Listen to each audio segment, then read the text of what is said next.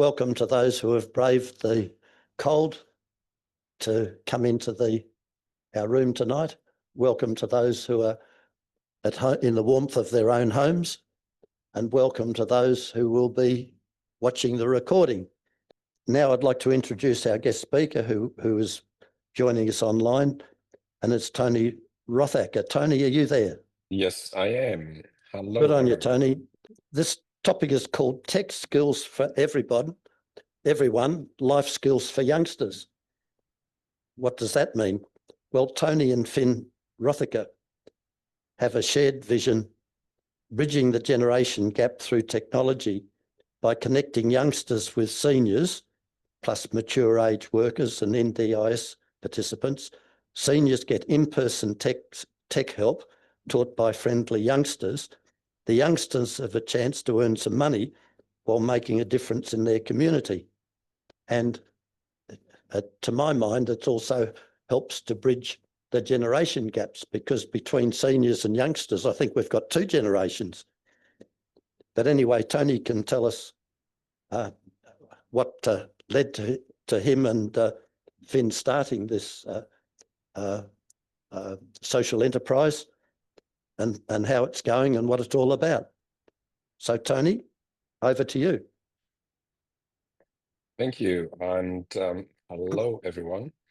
I'm just going to share my screen. I hope you can see it, but I'm very much looking forward to your questions. So we've started the youngster program just after COVID, but the inspiration or the idea came through many years of running my own businesses. I used to run an ISP, Internet Service Provider business, in regional New South Wales.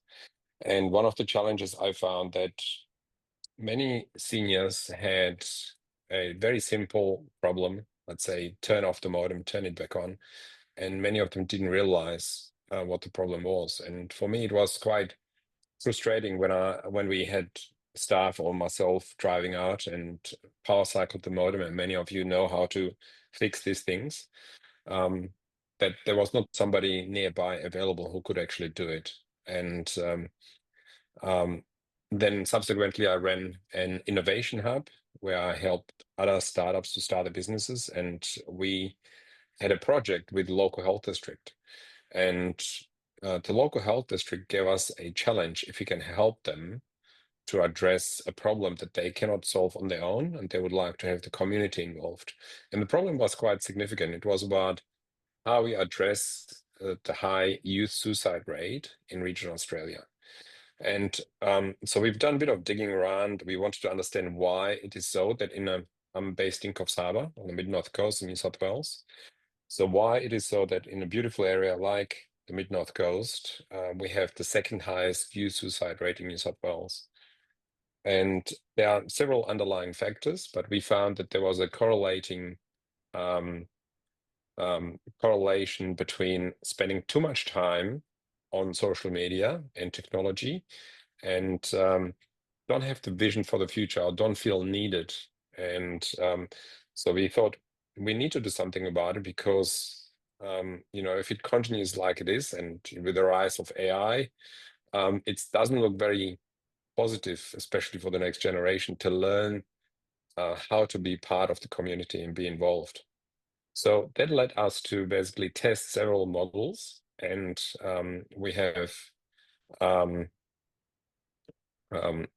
tried many different ways to engage youngsters and seniors. We wanted to find a sustainable model that doesn't require to apply for grants, and that can basically scale not only nationally but globally. And so in this slide, you see that we have found a way where we can create safe spaces and a program that is not only needed by the seniors and wanted, but also by the youngsters. So we have kind of two problems, because we want to make sure that we have the space, we have some kind of funding that comes together and pays for this and pays the youngsters. And we have also seniors coming along, and often many seniors don't have the funding. So we need to find a way how to pay for this. But ultimately, the key two challenges we are addressing with this program is that many of our youngsters, believe it or not, are lonely and isolated and missing out on learning the interpersonal skills. Interpersonal skills like patience, communication skills, listening skills. I'd like to know from the audience right now, how many of you have grandchildren or teenagers? Maybe hands up if you can. Yeah, or you can create on the click on the react and put your hand up. Okay, few of you have grandkids and kids, and okay, now you can take your hand down. I'd like to know how many of you notice that the teenagers or the youngsters spend far too much time on their devices. Is it a common problem? Yep, thumbs up. So I just want to make sure I'm not the only one who thinks that they would really benefit having a face-to-face human conversation. And so ultimately what we looked at is, are there actually some statistics and data that it's actually true that we have a problem here, but also that young people are, what exactly are they missing out and how we can address it. So beside loneliness and isolation, there is also the lack of these interpersonal skills. For example, customer service or employability skills like turning up on time when they go to work, or look people in the eye, asking open questions. And so we have identified those elements are very important to find job, especially the first time job, and keeping the job. So ultimately, this ended up part of the element of the program that we have created. So on the other side of the program is our seniors. And we have quickly found that seniors, we don't actually have a age limit to youngsters. We have age limit of 16 years and over. We don't really have an upper age limit. And for the seniors, we have found that many 40 or 50-year-olds coming to our session asking for assistance. So many government programs out there you potentially heard of, Tech Savvy Seniors, Be Connected. Often they focus on certain age limit. So you need to be over 50 or over 65 in order to be part of the program. But for us, we found that many middle-aged people also are challenged with the fast-moving pace of the tech development. So we have created a framework that we call it where we create a social capital in each community. And that has several elements to this. So one element is that we need to have the seniors on board. So we work with the aged care and DIS sector.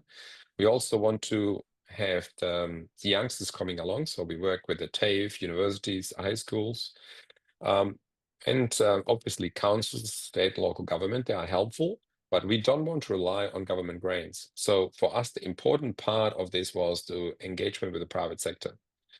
And we found that shopping centers, tech and hardware companies are a very important partner in this because they do provide funding for this program.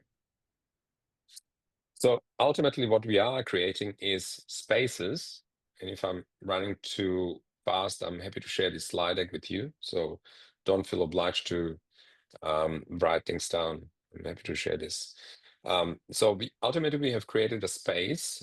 This is a screenshot from a shopping center where the youngsters and the seniors exchange information. So on one side, the youngsters help seniors with the technology, but on the other side, part of the session is that the youngsters asking open questions to the seniors, and the seniors share some life wisdom, share some anecdotes from their life with the youngsters. And it's in very engaging way. The technology is the connector, but it's not the aim we are looking for. We are looking for this conversation. We are looking for the exchange between the generations. And one little anecdote, for example, we had a senior gentleman in his 80s. His wife died 2 years prior, and he came to one of our sessions in Port Macquarie. He booked in for the first half an hour, and he stayed for the whole 2 hours. And later on, we found out that he didn't have anyone to talk to. He just wanted to have somebody to chat to. And that's exactly what this program is about. So even though it sounds like technology is the number one outcome we look, it's not true. Actually, the intergenerational connection the sharing of life skills from the seniors onto the youngsters, it's actually more important than the technology assistance. So here's a feedback from a senior, just to share with you how it is received. I hope you can hear it. My name is Arlene Brady and I'm almost 80 years old. The youngster program is extremely helpful. They set me up with an app. I learned what an app is and I learned how to use this new app. I only really have my grandson who can help me. So this was just wonderful to sit down and explain to them what I couldn't do. And then obviously it's important to us to make sure that it's relevant to the youngsters. So here's feedback from a youngster. So it's a good opportunity to meet new people, to learn how to be in a workplace and also how to speak with people. Hey, I'm Ariz. I'm currently in year 10. I work a lot with electronics. The most rewarding part of it is working with seniors and being able to help someone with what may seem to you to be quite simple, whether it be signing into their email. It's also a nice way to learn some new life experiences, learn some tips and learn how to do some basic IT help as well. As you can see, Stockland is one of our corporate sponsors. And beside that, we also work with a benevolent society, Uniting. We have great partnership now with Mission Australia, as well as Google, and now Uber has recently joined. But what we are looking for, so we have over the last 2.5 years assisted over 7,000 seniors. So for us, it's important to measure the connections. So the connections are the Northern Star, the measuring KPI for us, because when we measure a connection, it means that we have successfully onboarded the youngster. We have also been able to attract the senior to come along to our sessions, and we have a funding body and a venue. And that's why when we create a connection, it means we have to have all those factors coming together. And ultimately feedbacks, it's extremely important. So we incentivize our youngsters. When they get 4 or 5-star feedback from the senior, we pay them a bonus. It's extremely important to us to make sure that the sessions are relevant.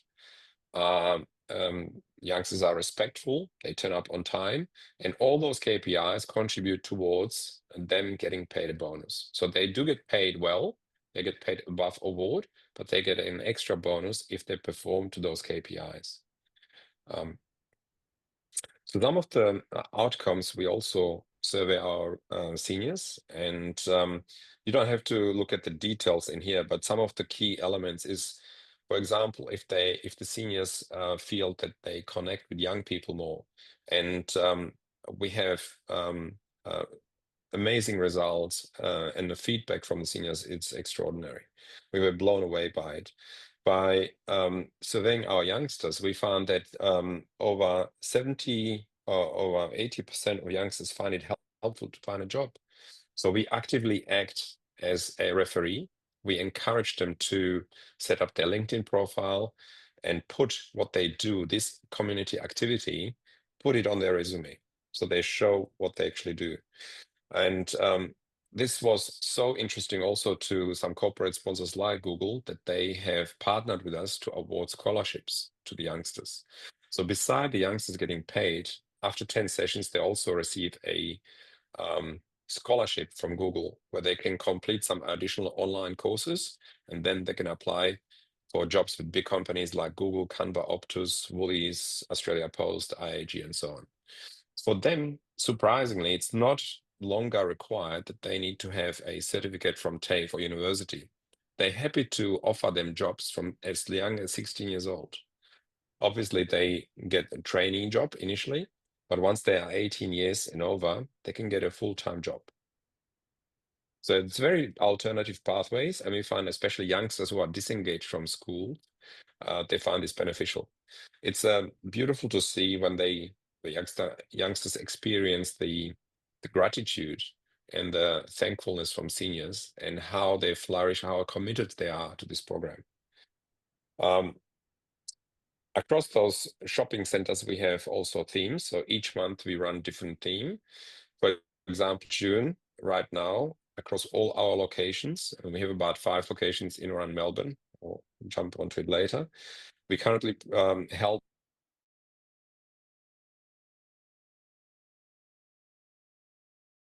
them on board. They actually offer us now a discount to seniors if they join in.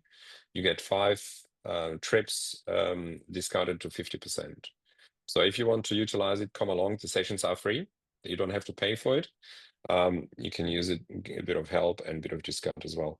So each month is slightly different. On February, we help seniors to install emergency apps, and we have partnered with SES to understand what is the most relevant app from their point of view, and they pointed out Emergency Plus, or here in New South Wales, it's Hazards Near Me.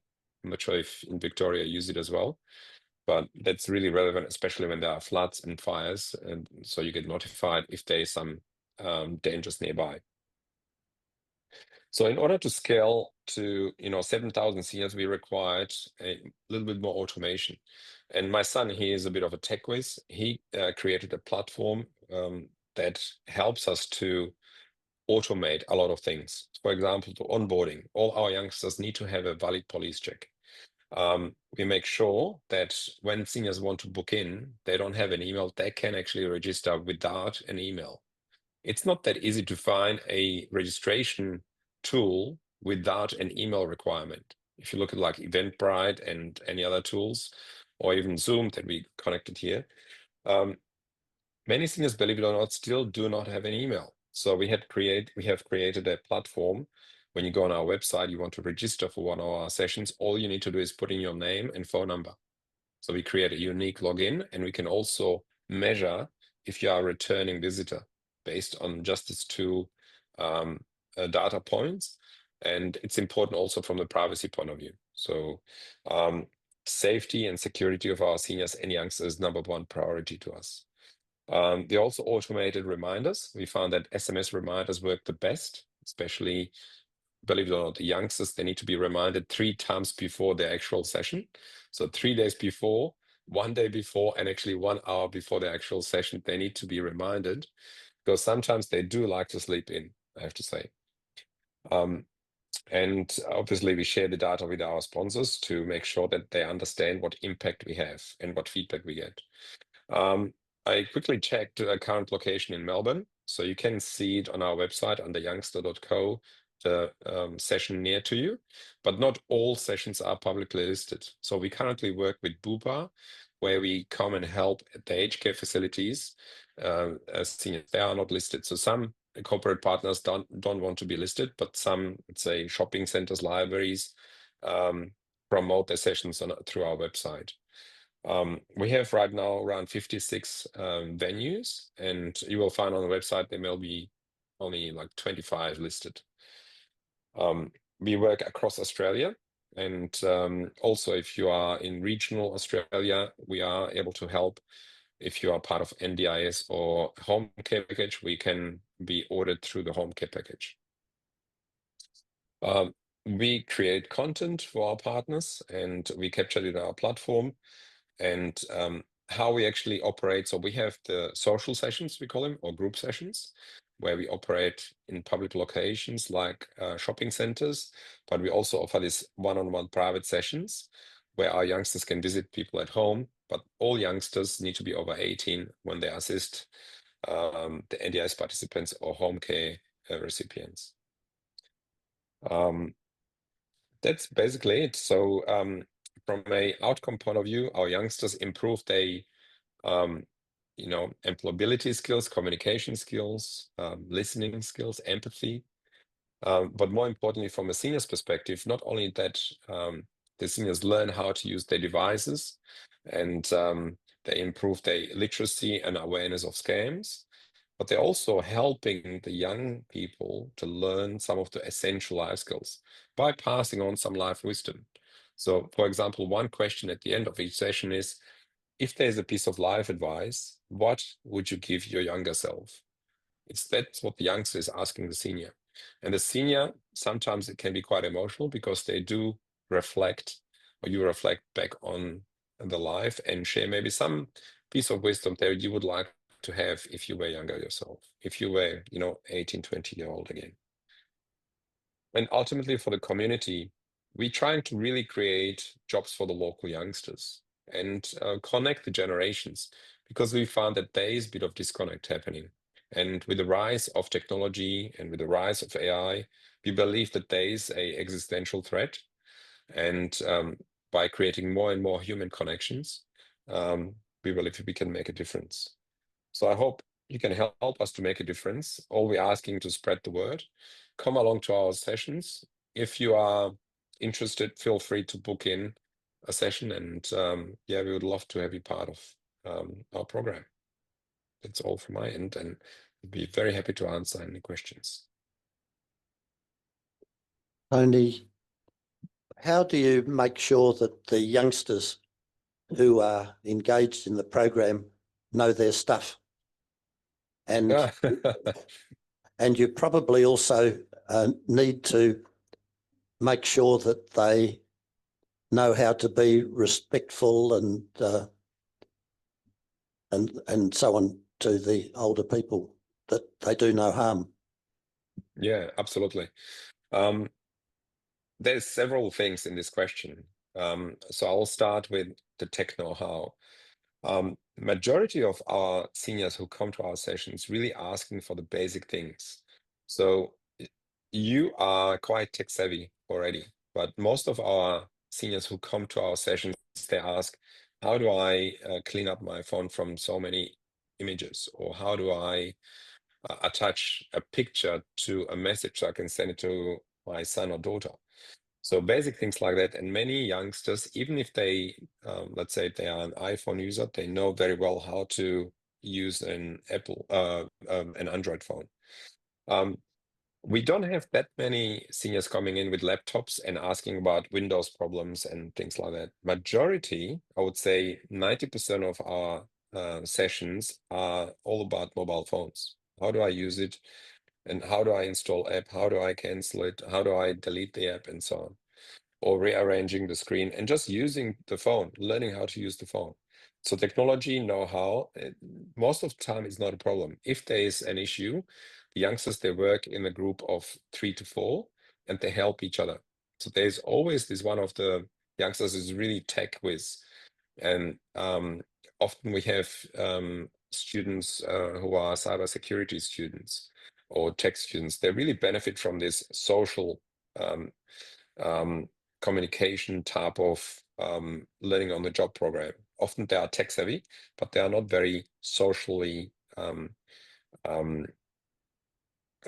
educated, I would say, mature. So they really benefit from that. So in order to address the safety question, so that's one of the biggest thing we found, that not only the mandatory checks, let's say the police checks, which are mandatory as part of the onboarding, they all get onboarded via Zoom to make sure that we have certain quality youngsters. And they also get supervised by a lead youngster. Each session is supervised by a lead youngster.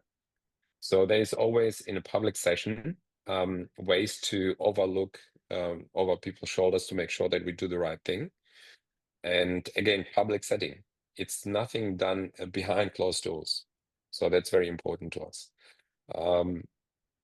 And ultimately respect also from the seniors towards youngsters. So we had to create a code of conduct that we haven't displayed on our tables, because some seniors, they come to our session with inappropriate material. So we do want to protect the youngsters as well. And we have implemented a rigorous risk mitigation framework, and we worked with Ernst & Young to make sure we try to address as much as we can, but we always update this risk register.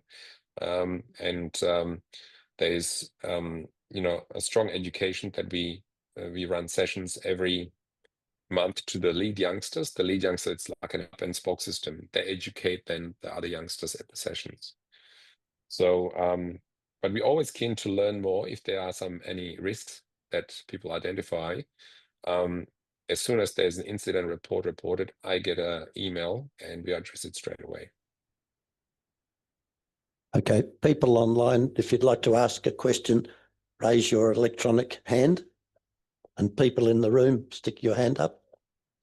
In the meantime, Tony, you said that the youngsters get paid. Do the seniors pay for the service? Not when they participate in our public sessions. When they request or ask us to do one-on-one sessions, they do. But majority of our seniors who do the one-on-one sessions, they do make it part of their home care plan, for example. We have maybe 10% of our one-on-one sessions, they are paid directly. And there are more like 3 to 5 sessions. But our preference is to have an ongoing program where the youngster visits the senior every fortnight and helps them with certain things, and they make it part of the home care plan.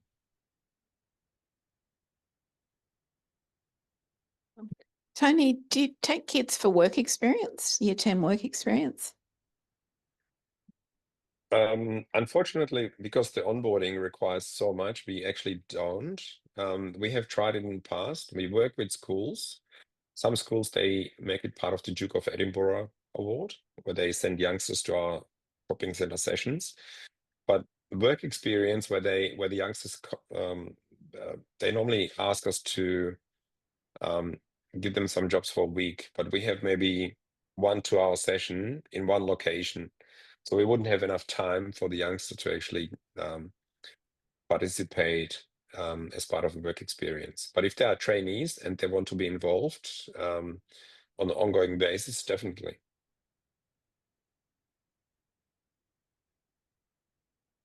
Tony, how long have you been going? You've spread nationally. Yeah. How long did that take? About 3 years. Wow. Bill Gates and Elon Musk both sort of said that they're on the autism spectrum. Do you find kids on that sort of are that way a bit attracted to your program, and is it extra helpful for them? Look, I personally believe we are all on a spectrum. I think if I look at some youngsters and, a spectrum, it could be like a range. I think some youngsters are more on the spectrum than others, and it depends. We have got a lot of referrals from the NDIS space, where the youngsters have, they are quite far on the spectrum, and sometimes they social interactions can be misunderstood. So it's important for us that they are guided. So we do have some youngsters participating who are severely on the spectrum, but they are supervised. So we want to make sure that the seniors who receive the assistance, they are aware of it, but we also do the right thing by the youngster. So we educate the senior before the session when we involve them. So we do, but it's on a case-by-case basis. So do you have sessions with the youngsters before you set them loose to train them as it were?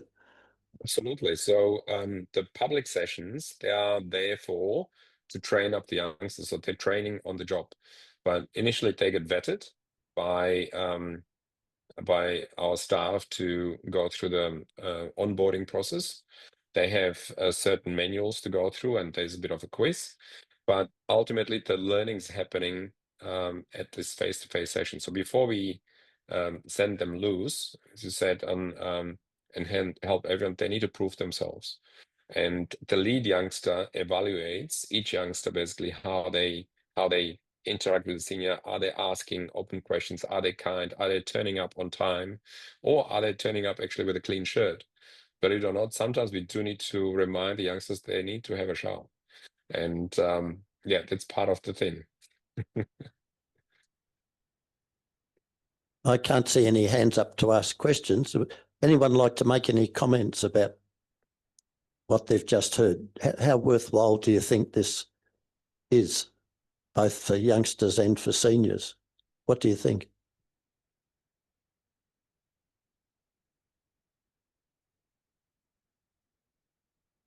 Well, that's drawn a blank. To me, it sounds just wonderful. I was late having kids, so I'm going to have to wait a long time to get grandkids.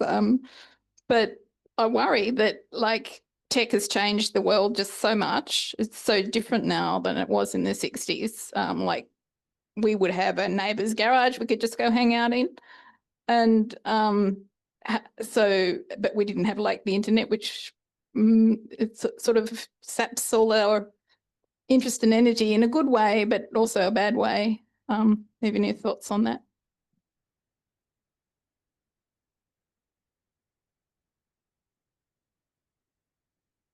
I'd like to hear from someone if anyone has experience with AI like ChatGPT, and if you find any challenges or threats or risks or scams that you're really worried about. Is there something that you're really worried about, or do you think it's not such an issue?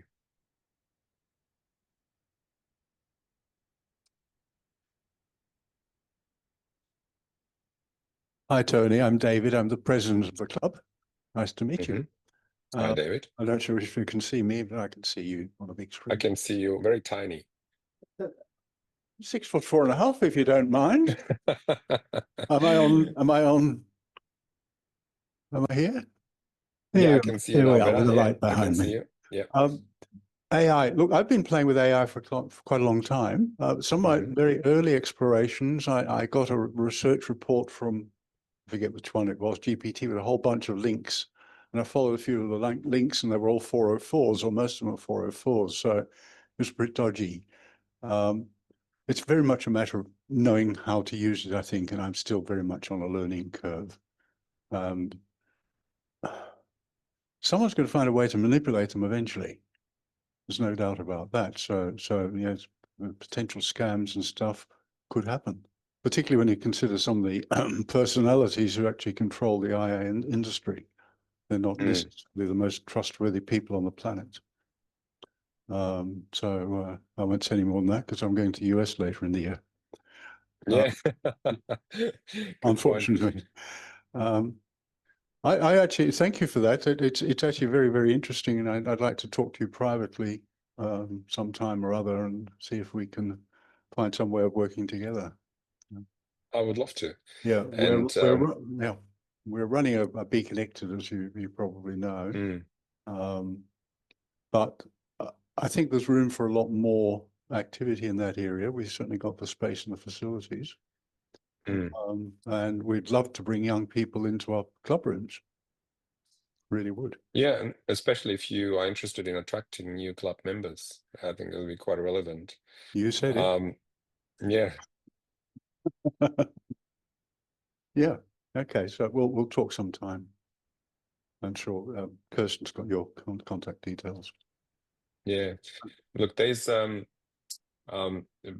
little bit back onto AI. There's several competing platforms, and many of you heard of ChatGPT from OpenAI and Anthropic, Claude, or Gemini from Google, and they are evolving very, very fast, and they can generate images, videos, voices, and there's several scams out there already where they need only 3 seconds of your daughter's voice and they can create a very compelling phone call asking for money. And it's quite scary thing. And I'm just trying to find out if there is something that our seniors are really concerned, have been, exposed to it, and what we can do to address it, where the youngsters can become your trusted guide or evaluator as a in real person when things like that happen. But ultimately, technology is a good servant, but a bad master. So when technology takes over and has the addictive nature of social media, many youngsters and middle-aged people are feeling drawn into it. Myself, I'm still very hooked when I look at YouTube or Facebook. So my son actually put time limit on my social media consumption. I've got 25 minutes a day to be on social media. And I do have to say that it helps me to be more focused on what we are trying to do and help to create more jobs for young people. And so if you can help us on this quest and on this mission, happy to discuss any partnership opportunities. I think I better rent your son to come and live with us for a few weeks, so get me off social media. Yeah, when you mentioned that, Tony, I hadn't even thought of that aspect of fake videos and stuff, because I don't go down that particular rabbit hole, of course. And I've got to say, in recent times, I've seen some clips that have been, shall we say, in favor of my side of politics, and I've had to say, oh, I wonder if this is too good to be true. And it probably is too good to be true. But yeah, it's fraught. It really is fraught. And yeah, and I believe we do need to have some kind of like a Hippocratic oath for technology companies. It's like yeah, do good no luck with harm. that. Yeah, I know. Do no harm. And just like the doctors do the Hippocratic oath, I think the technologies, programmers, developers should do the same. And unfortunately, right now is the shareholder value and how can I scale the fastest? Because the Chinese ChatGPT is competing with the Americans. The Americans are scared that they're going to lose the race, but ultimately, who is going to pay for it is, I believe, is the humanity and the lack of human connection. So if we can create more opportunities for us humans to connect in real life, I think the more ammunitions we have to address this existential dilemma. And there's one saying from O.E. Wilson, who was a biologist, I think, and he defined that the existential threat to humanity is that we have Paleolithic emotions, like reptilian brains, or we have medieval institutions, like our government and so on, but we have godlike technology. So in essence, technology is moving so fast and is so advanced that our medieval institution, our government can't keep up. And we are so addicted to social media because it taps into this emotional connection. And so it's very hard to, withstand that. And so we need to find a way to address that. Yep. Richard. Yeah, no, I was a bit surprised when you said the overwhelming majority of people are having problems with their phones. I would have thought there'd be more people with the computers, especially us oldies that find it a bit hard to see, with our fingers and eyesight. Phones are a bit hard to use anyway. Sort of a decent sized screen and a keyboard, I would have thought have been much more suitable. Yeah. Sometimes it's a bit harder for the seniors to carry the laptop or even the desktop along to the sessions. So it's easier with an iPad or phone. But if you look at what people use the most, I think phone is still the number one tool that they use. They can do virtually almost anything, from banking, making phone calls, taking pictures, calling each other. And I believe if you count the number of minutes, how much time you spend on the phone compared to laptop. I mean, I'm on the computer all day, but everyone, my mother-in-law, she is 82 and she spends more time on the phone, even watching videos or checking what the grandkids are doing on Instagram than on the computer. She found, yes, on the computer you can read better, but I think it's also the interaction. So when you interact with the phone, you interact with the medium directly with the finger, and you can quickly go through it. And she is actually struggling because she's not used to type on the keyboard. So for her, the one finger approach, it takes quite a long time. And when you teach the senior how to dictate and take voice commands over the phone, or even if you're in the car, the interactions with the device changes. Tony, I'd like to read some contributions on the chat. Sean Clark says, I was told by a psychologist that in any technically oriented group, the incidence of autism is 25% higher than in the general population. Second, Well, there's something in it. Luke Cook says, do you conduct police checks on participants? Not on the seniors. So many seniors, they turn up only briefly. So we don't do that. But yes, definitely youngsters. It's mandatory. And Peter Carpenter says, I do agree that this organisation and ours have similar objectives and opportunities. So those were the 3 comments on the chat. I agree with similar objectives. And that's why when Kirsten reached out, if I want to speak, I do believe that we have some common goals. And yeah, I was very keen to speak to you guys and hear from you what you think. Technology, again, is the enabler, but I think there is also a higher purpose to connect and create more opportunities for young people. And I think many of you will want to leave a legacy and pass on some wisdom and wealth, knowledge onto the next generation. Ultimately, we can't take our wealth with us. I'm not asking you for money. I'm just saying that if you pass it on to your children or grandchildren, and but I think there might be even more where you can share some life wisdom and make the world a better place. And ultimately, well, when we teach the youngsters by helping others, they're also helping themselves. And yeah, I would love to share with you some more stories on that, but I think you understand what I mean. It was going through my head that the youngsters, the younger generation now are quite tech savvy. And when they are seniors, they will still be tech savvy. Then you're out of business. Look, it's not about me being out of business or not. It's the higher purpose is actually to help to create a program that is sustainable. And I'm 52, and I hope I can retire in 8 years' time. And when there's a program out there in place doing something meaningful, something to make the world a better place, that's my task done. And I'm not seeking wealth or being rich from this. And it's definitely something that fulfills me, and it's joyful for me to be part of it. And I enjoy every single day, and I can do it now full time when we got 5 staff now. And yeah, and I believe to create a culture that can help everyone.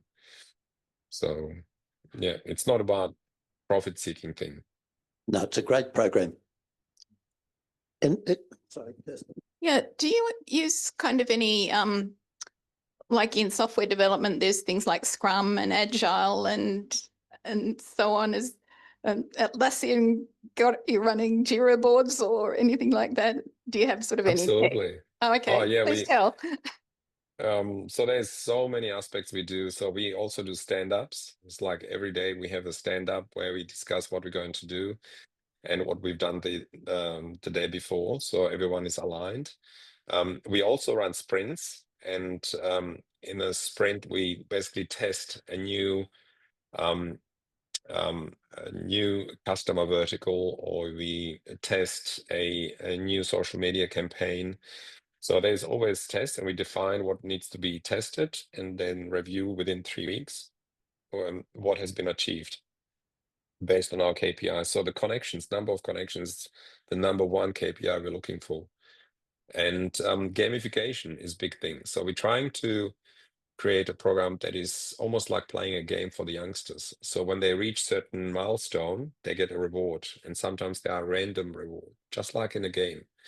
You have also a clear sense of progress, so you know where you are. And so, for example, when you reach 10 sessions, you get the Google Career Scholarship, and so on. So they understand when they are on this in this journey with us. They are constantly inspired to do something.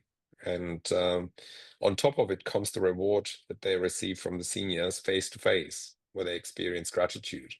And that's the most powerful thing, we believe. The pay is one thing, but when you see them staying longer, so they get paid for the 2 hours, But then often we hear that they stay extra half an hour, extra 1 hour because they needed to help the senior and they just didn't want to leave them.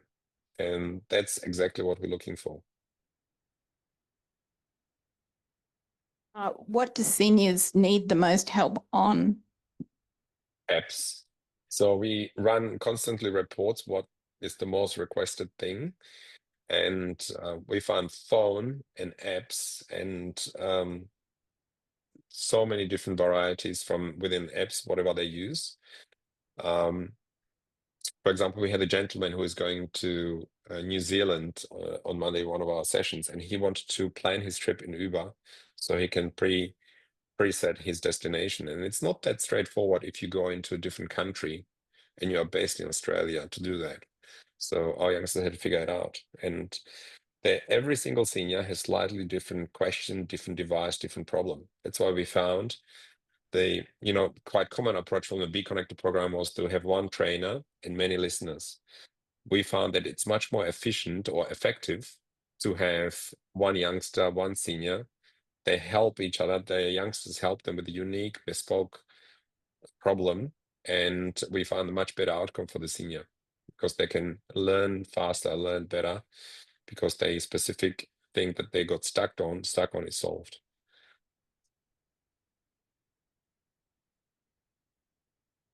Tony, I just want to say thank you very much for that presentation. I had no idea about that, but it's a fantastic idea, putting together the tech savvy that youngsters in general have with the need that seniors have, and bridging the generation gap, because it's certainly true that youngsters like to hear the stories that seniors can tell from their life experience, as long as it's not their parents. And Very true. And seniors very much enjoy encouraging young people in their development, and so that's why it works well very socially as well as technically. And so I want to thank you very much for your time and doing that tonight, and we wish you well. And I'm sure that in our BC update there'll be some connections so that people can get in touch with you if they're aware of youngsters who might like to participate, or seniors. So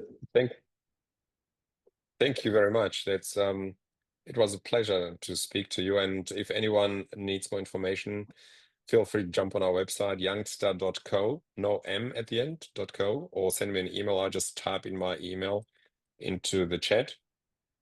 And feel free to connect. And if you're on LinkedIn, reach out as well.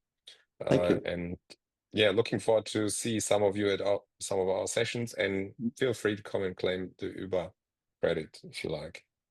Just before you do sign off, I thought John Hall put his hand up and then down again. John?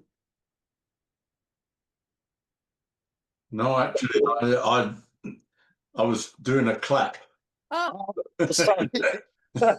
Trying to use the technology to clap. So. Sorry about that. It's all right. I'll do it again so you can see what it is. Okay. Well, all right. Okay. Yeah. Okay. Very good presentation. Thank you.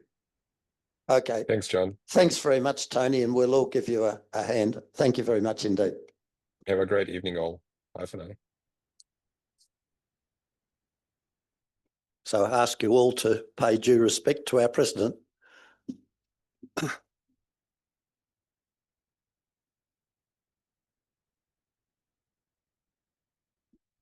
My goodness, I've never had a clap like that before. I think Stewart wants to say something just after me, but Stewart's not here right now. Anyhow, got some notes here. Okay, let me see. In completely random order here, because it's just the order I typed my notes in. How are you all? Good, thanks, wonderful. Hey, that guy was interesting, wasn't he? I think there could be something in that for us to help spread our wings a little bit. So that was I'll see. Yeah, we're providing youngsters and someone else. Yeah. Yeah. Okay. Right. Actually, the first note I've got here is about iHelp and Be Connected, and it's just sort of a little reminder. Anyone that out there in your members who has, actually, you don't need a great deal even of knowledge about computing, because as the guy said earlier, a lot of the questions that they get in that in his particular program are fairly basic ones, and apparently a lot of the stuff in iHelp is not hugely complicated. So if you feel you're just a little bit above basic, you can probably contribute to iHelp from time to time. So contact, Harry's coming on later, contact Harry. And Harry, you put a plug for yourself too, mate. Now, Kirsten's sitting just in front of me here, and she is initiating a new little program, or hopefully a big program, called YouTube Mornings. Now, correct me if I'm wrong, I'll come up and science education. Yeah, there we go. Science education on YouTube, and she is going to select a number of YouTube clips to run, and it's going to be probably on a Tuesday. Probably on a Tuesday. It's going to be once a month. It won't be until July, so there's still lots of time to settle an actual date. But the general idea is to get together in the room, and I don't sit zooming. Yeah, in here.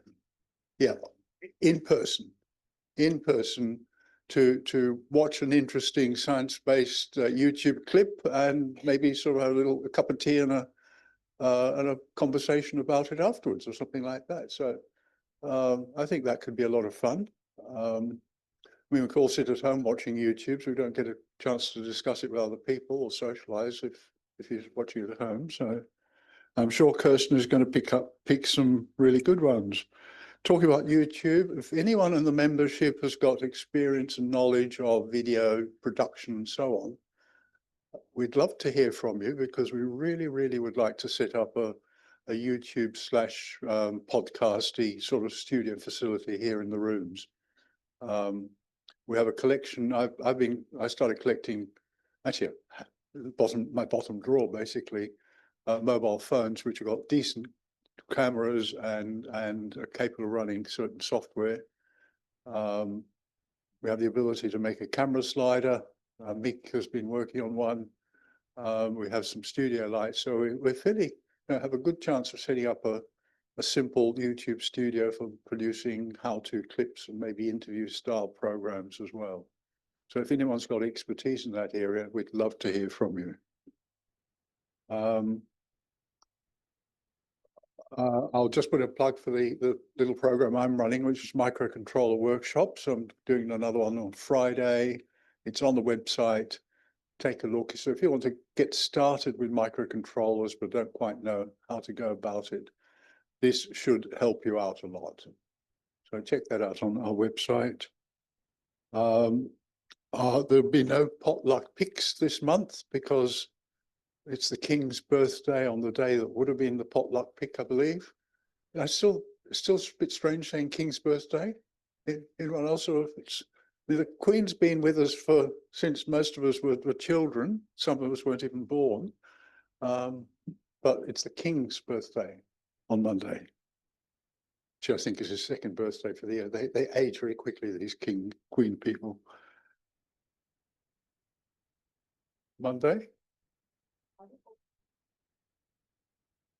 Tell you the truth, I don't know.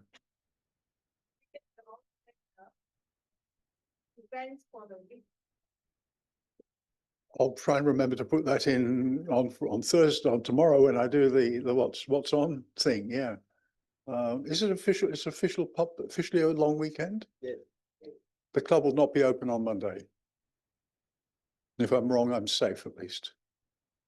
It's a coincidence that the King's got the same birthday as the Queen. Very funny, that, isn't it? Cheaper than printing new calendars or something. Yeah. Okay. So no potluck picks. On Wednesday, next Wednesday at 1 o'clock, Mick Adams is running his 3D printing workshop, and he tells me they're going to be actually building a printer on that day. They'll start printing a builder. So they've got a printer which is in kit form and it's going to be put together, start putting together. That would be a really interesting one to attend. Mick is really good with that sort of stuff. So that could be a good one to come along to and be part of that. That's a Wednesday at 1300 hours. Wednesday at 11 o'clock, Stewart, maybe you want to come and talk about your, sorry? 10 o'clock. Yes, Wednesday the 11th at 10 o'clock. Stuart's going to be here, and if anyone needs assistance with migrating to Linux. And did you want to say something about that, or you? Yeah, okay, you got your plug there. And which reminds me, look, if anyone is doing anything in the club that they are going to be doing, let me know. If I don't know, Stewart, if I don't know, I can't announce it, I can't publicize it, I can't put it in the What's On newsletter. So just drop me a line, you know my email address, I'm sure all of you, I'm the president, if nothing else.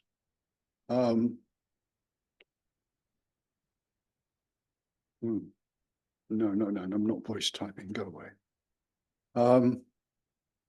So yeah, Stewart will be here to help with Linux. Linux is also one of the guys coming to my workshops, and he's got a Linux laptop, and the damn thing is about 5 times faster than my Windows laptop, and I hate it. And I can't convert to Linux because I've got one piece of software that is absolutely dependent on Windows, unfortunately. Okay, that's all I've got to say. How much time did I take this time? Oh, you've done well. Whoa, speed record. Thank you.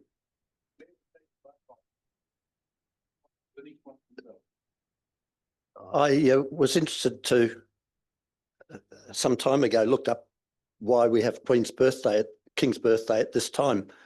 In Britain, it's on this year on the Saturday, the 14th or 15th, whichever the Saturday is. Last year, it was on the equivalent Saturday. So in the UK, it's not a public holiday, it's on a Saturday. But they have it at that time because it's in the middle of summer. You've got the best weather. We in Australia forgot about that, so we have it at the same time. We do the same with Christmas, don't we? In the UK, it's beautiful summer holiday. Sorry, in the UK, it's all snow, and we can have mistletoe and Santa Claus wearing thick clothes and stuff. In Australia, T-shirt and gumboots is more appropriate, but there you are. Stuart's got something to say. Thank you, Barry. First of all, thank you to John Hall, who assisted us with testing the audio, which we had a bit of a problem with last month. And everything worked beautifully tonight, I hope. So that's good. And that's mainly due to Rob Brown fitting a new computer in place of an old one that seemed to have a few problems. Anyway, that's the first thing. The second thing is just to reiterate what David has said. Next Wednesday, the 11th of June, I'll be here from 10 o'clock, so don't be late. If you wish to have a bit of help and assistance with loading Linux into your machine. And in fact, there are 3 ways in which you can view Linux. You can have it just running on a small thumb drive on your computer, so it will run instead of, say, Windows, or you can actually dual boot. So that installs Linux and you have a dual boot, so you can make up your mind every time you turn your computer on, whether you wish to use Windows or whether you wish to use Linux. So that's the second way of doing it. And the third way, of course, is to wipe your hard drive completely and load in Linux and forget all about Windows because you don't need it anymore. That's all I've got to say. So next Wednesday, 10 o'clock, the 11th of June. See you there. Thank you, Stuart. And that's fairly relevant to one of Harry's topics tonight. Harry Lewis is an icon of this club, and is very much involved in iHelp amongst other things. And tonight he's got two presentations or two things he wants to tell us about. One is backing up photos onto the cloud, and the other relates to the the change from Windows 10 to Windows 11, unless you take Stewart's advice and go to Linux anyway. Yes, I'm here. Can you hear me? We certainly can in here. Excellent. Thank you. So, for this, just a brief word of explanation that our excellent meeting arranger, Kirsten, asked iHelp if they could fill in this month for the usual member slot. And it happens to suit us in iHelp quite well because it is timely, I think, to report to everyone we can where we're getting to with the survey, because it will reflect on how we think about MelbPC's members going forward into the great unknown in October. However, I also had been looking forward to talking, this would have normally been at the later time, on backing up photos to the cloud. And I got more interested in this because one of our members asked for assistance in backing up his photos to his OneDrive. And an impression I have is that when we're talking about the storage of photos, it is almost a subject on its own compared with storage of other files, even when you bring the cloud drives into the picture. There are analogies, but there are important differences. So here goes. I'm going to try a screen share, and I've been a little bit bewildered what I've been seeing earlier on when I did a trial. So let me see if I can get this to work. And of course, I'll still have audio, so you can tell me if it's not working. So what I do is I set my share to the screen that's got my PowerPoint ready to run, and choose that. And then ask PowerPoint to run, and I want to know if it works, because I'm sure you'll tell me if it doesn't. We can see your screen. Good. Can you see backing up your photos to the cloud now? Yes, but you're not running as a slideshow yet. Right, the slideshow is running on my other screen. So I'm going to go back. Wait a minute. I've got to stop the share. And what I'll try this time, unless anyone can advise me to the better, is to share the very screen I'm looking at, which is where the thing came up, okay? I've got 3 screens. And I haven't had this problem before, but I don't often. So I'm going to share that screen, right, which is where it came up for me. And let's see if it comes up for you. Has it come up for you now? Yes, it's come up now, Harry. Brilliant. Okay. So good. So no background. And nothing else, right? Pretty much good. Okay, so backing up your photos to the cloud. I'm going to go fairly quickly through what I think are the basics of what, nonetheless, I certainly find, and many others do, a fairly confusing set of arrangements for us.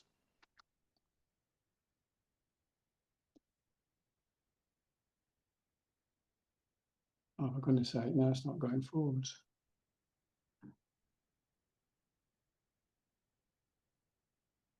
Good. Okay. Before I get into the services, I want to negotiate with you over terminology. Now, the 2 key words here are backup and sync. And as I note in square brackets here, I'm finding that even some of the providers are rather sloppy about this distinction and use the word backup when I think they should be using the word sync. And many of us remember, I think it's the Google service was called backup and sync, which tended to muddy the waters. So first, what I think we should be meaning by backup. So a backup as a thing, as it were, is a separate copy of data stored in a different place from the data being backed up. By the way, are you seeing all of my screen, or is some of it taken off by thumbnails of members? No, we can see all of your screen. It's fine. That's good. I saw you then, John, because you're on the corner of my screen. Doesn't matter to me, of course. Okay, so that's what a backup thing is.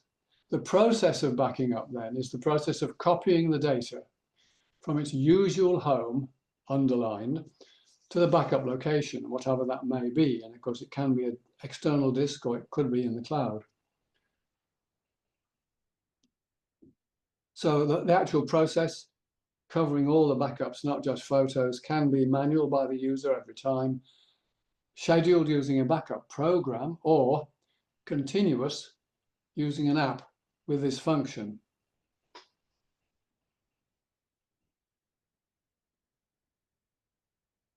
Now, sync.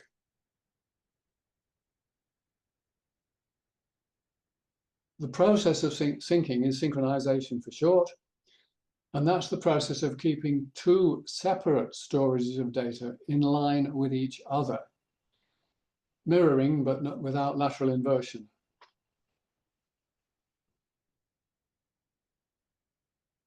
So that's a two-way process between the two storages. When one end changes, the other is changed too.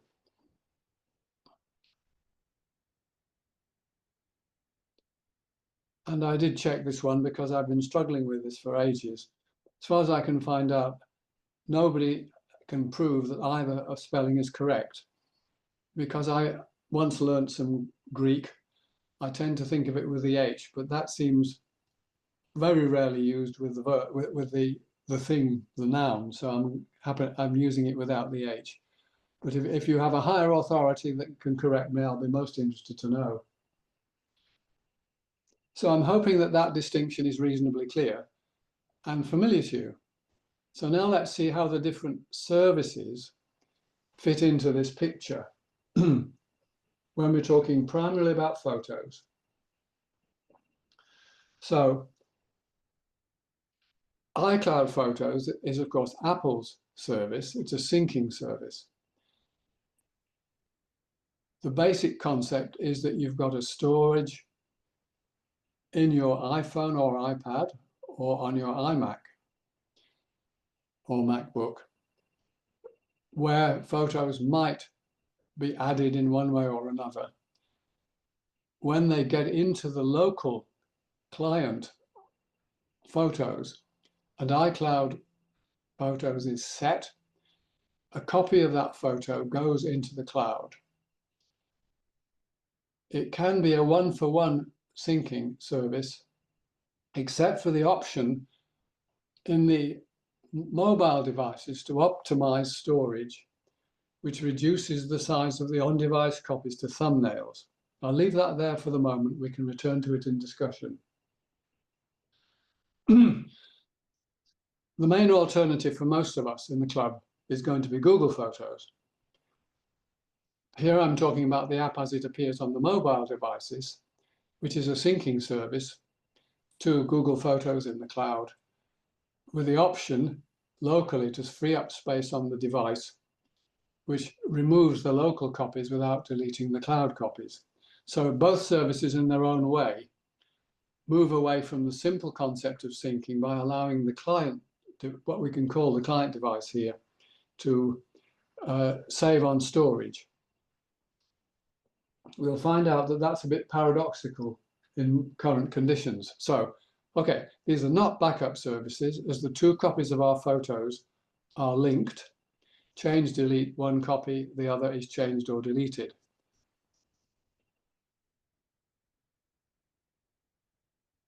Now, backing up to OneDrive may seem a bit left field to many of you, although I'd be surprised if nobody had actually looked at this.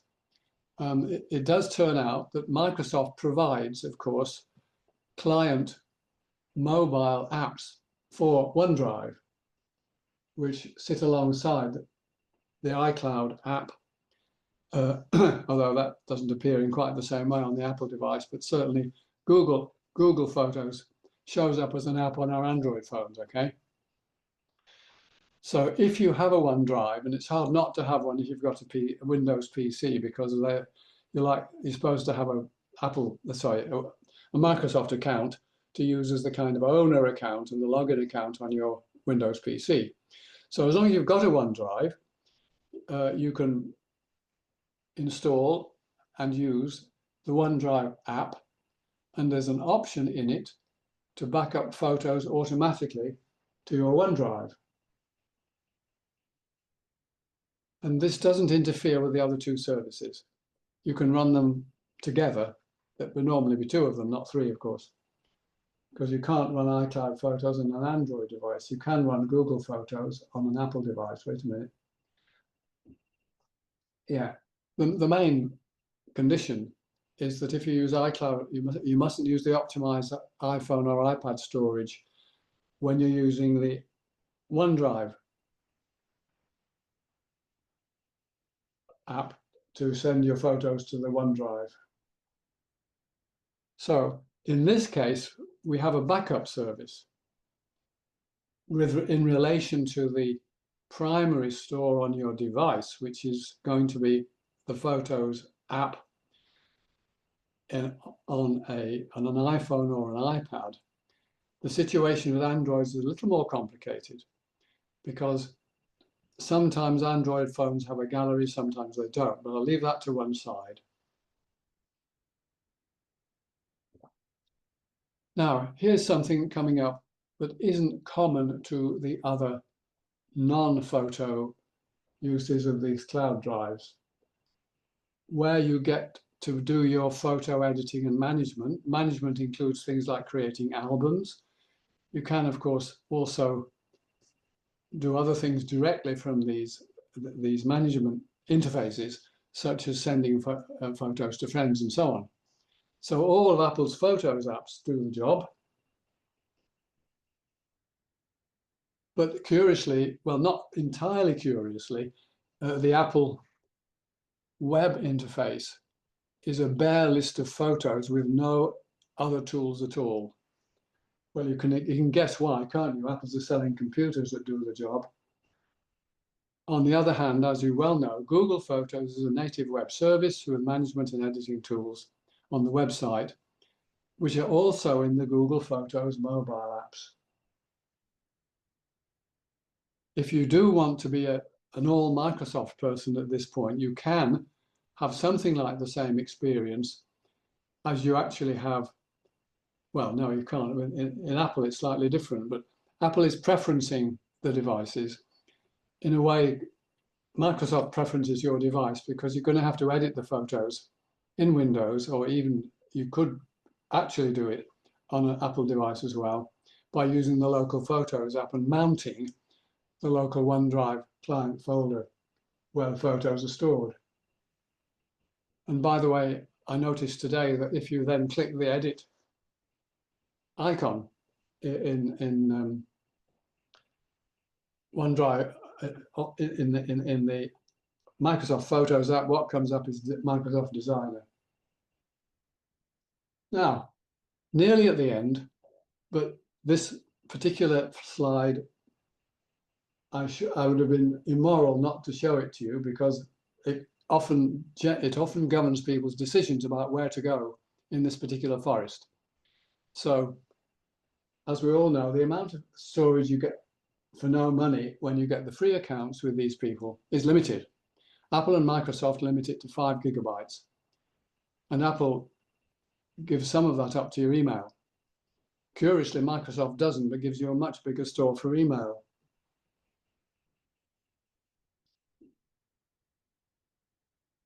Anyone thinking of backing up their photos and videos to a 5 gigabyte cloud drive quickly runs out of cloud storage. I've spoken to many iPhone users who have got into that situation, and it's nothing to do with how much you spent on your iPhone. It's standard for the free accounts.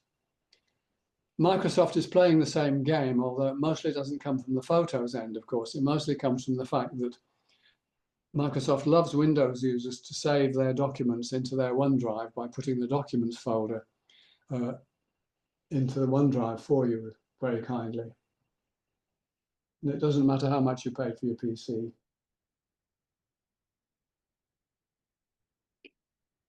Google is sort of similar, but it gives you a bit more for free.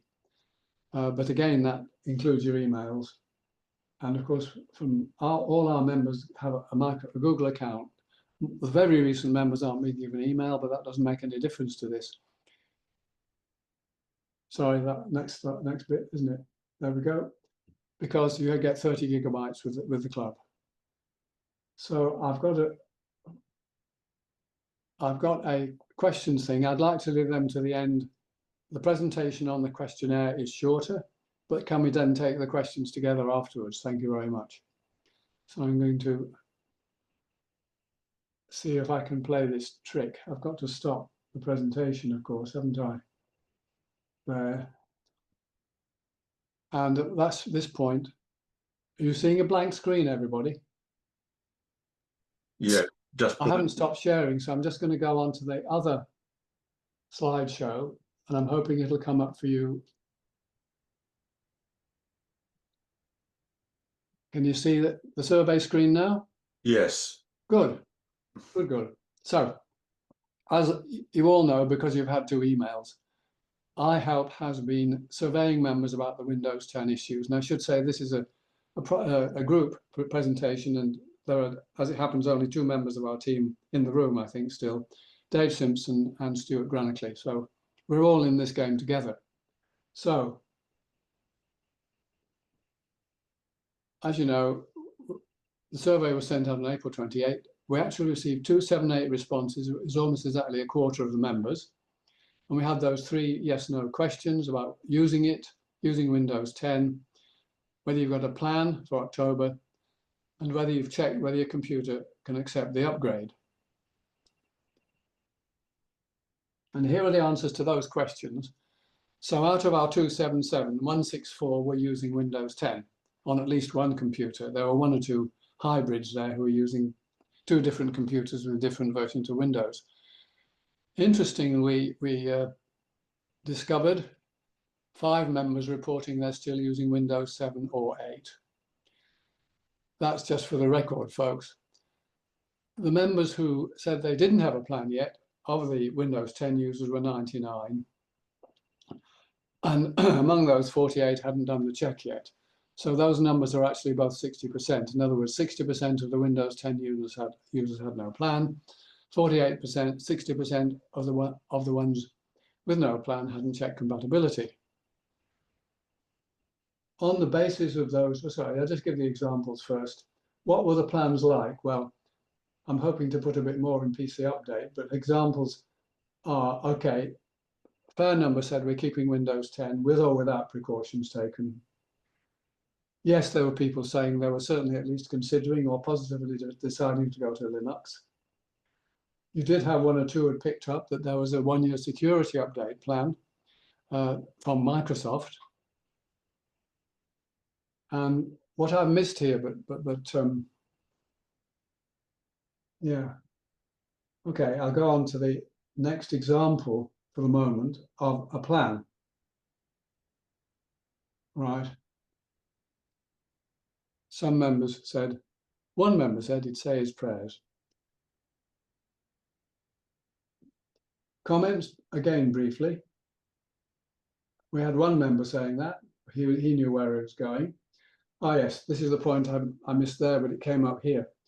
There were a handful of members in the comments just saying, well, I'm going to give up using a Windows computer, not for Linux, but just completely give up using a computer. And usually it was a device like an iPad. They're saying, I can do all I need to do with that. There were mentions of people whose programs would certainly not run in Windows 11, but as far as I could tell from what they said, they weren't even running in Windows 10. So I'm not sure why that would stop them upgrading, but there you go. Yes, a sprinkling of the negative comments about Microsoft, which are quite widespread in the outer world as well. And this one, which I've italicized to remind me, I'm going to come back to that very briefly in a moment. So we sent out another mail out because we had enough evidence to know that there were bound to be probably more members out there who were not yet ready for the change. And so very much with Stewart's help, we put up a much improved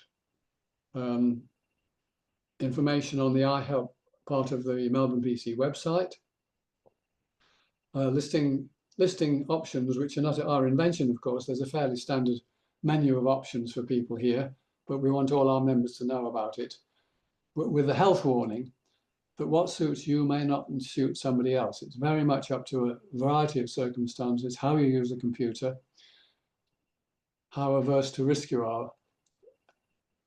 What you can put up with, technical competence, I think, is a nod to the Linux option, and financial situation, which of course helps determine what it makes sense for you to spend on a new computer. So, brief, what may just be a reminder on what the risks involved are. The risks do have to do with security. Windows as a target is huge globally. So computers there means desktops and laptops. It doesn't mean servers. So it is by far the most used operating system in the wide world, which means, of course, there's by far the most targets for malware. The rate of new malware threats annually is in the hundreds of millions. New means that's new viruses. The old viruses are still having a go, and there's an old one that's been very busy in the last few months. And our malware does have a habit of being targeted specifically at Windows. You're going to get that link, by the way, after this talk. I've got 2 links to give you now. So, fair play, so what? You need to know how the new hardware makes a difference. So here's a very brief summary now. Of course, it's a technical matter. So the TPM stands for Trusted Platform Module, and that's a security microcontroller on the motherboard. What's its job? In very, very brief terms, it protects the startup process and the Windows kernel to ensure they've not been tampered with or corrupted. Secure boot is the kind of twin of Trusted TPM 2.0 that gets mentioned. It's been around for longer, but it's now joined forces with the TPM hardware to check that Windows hasn't been tampered with itself. And you all knew that, but I'll just put it there for my own reference, right? Ah, yes, and it's reminded me to post the links. So I don't expect you to copy that out. I'm going to post to the comments two links. So I'm going to end my slideshow and stop sharing if I can find the right place to do that. And I'm going to post to comments when I can get them up. Chat, it's called, isn't it? Yes, okay. I tried to find out how to do this during the presentation, and on test I couldn't do it. So I've got 2 links which are actually to files in my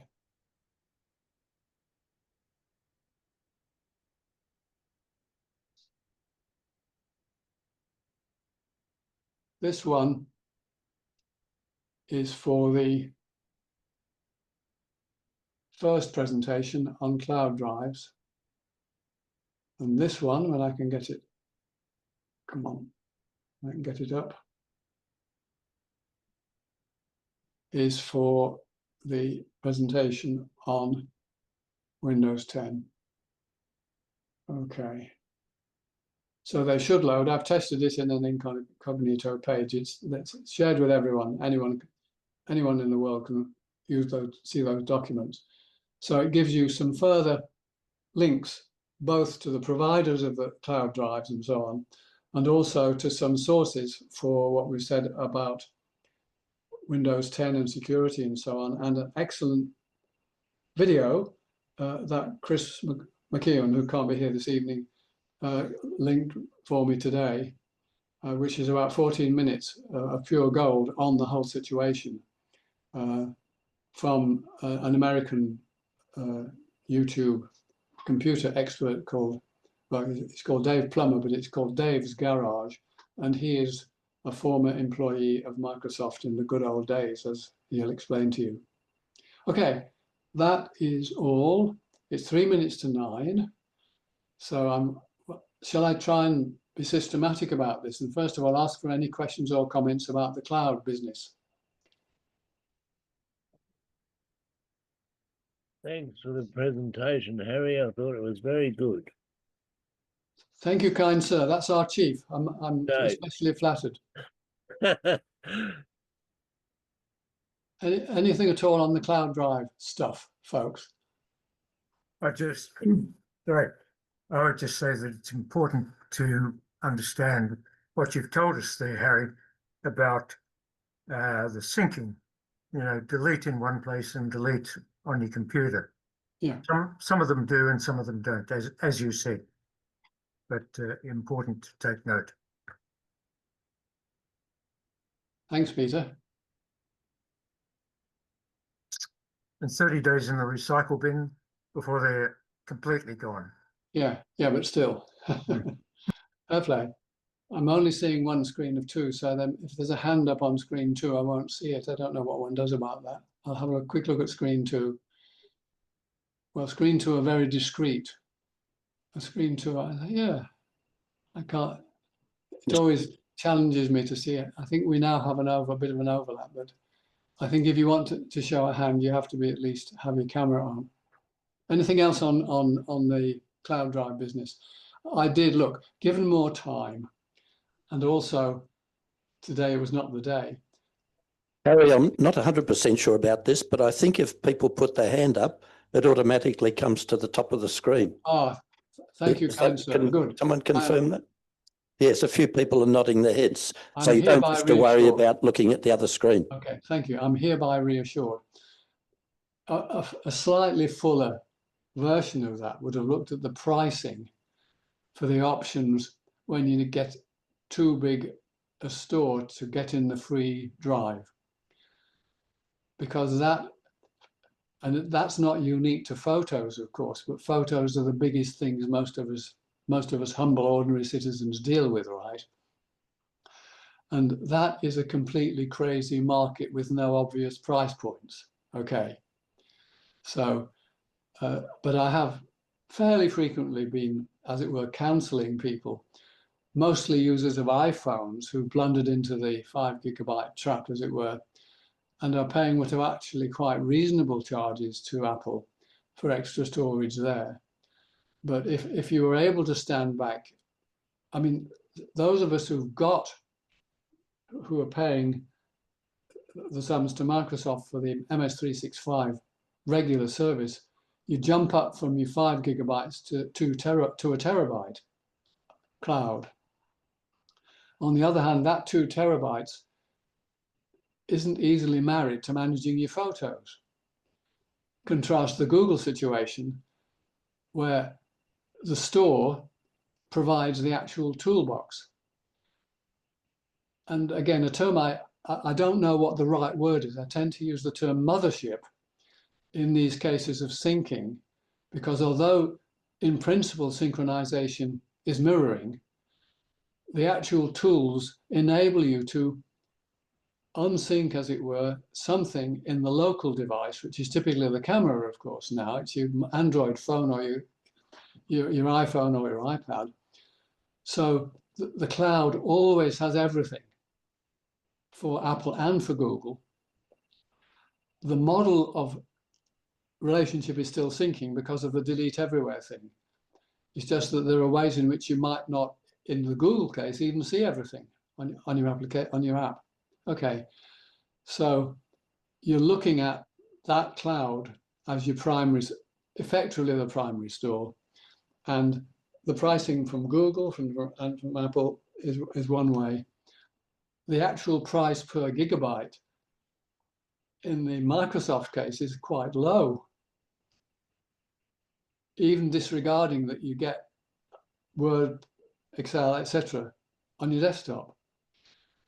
But the trouble with, you've got to remember as well, of course, that you've got to pay them every year, because you don't get a cloud drive with the year rated office suites, right? I think we're on 2024 now, succeeding 2021, no cloud drive. So the same goes for all of them, of course. You're holding up a subscription that you need to keep going, and you don't want to get caught out and suddenly be reduced from 50 gigabytes of photos to 5 when you're not looking, as it were. So you have to live a bit dangerously in this area. Anyway, that's just ideally a slightly longer and possibly even more boring presentation would have included a comparative table with the dollars per gigabyte of storage. Not that any of us usually starts in a position where we can have a blank slate or a slate with no photographs on it. We usually, and they're all at it, it's a game they're all playing, of course. When you think that the cutting edge of phone development now is the camera, right? People are spending an extra $1,000 for features X, Y, and Z on the new cameras. They're also going to have to, and if they, for goodness sake, if they're using the RAW format, they're going to have a lot of cloud storage there, because you can do only so much with an SD card in your camera, can't you? It's got to go somewhere. Mm-hmm. So no SD card in the super iPhone, so that's irrelevant. Okay, I'll leave that there anyway. Is there anything else at all about the good old cloud? Harry, before we move on, it's gone 9 o'clock. Yeah. You must bring down the curtain. So, well, we will stop the recording, declare the meeting to be officially open, but we're still here, Harry. So keep talking and people can continue to ask questions.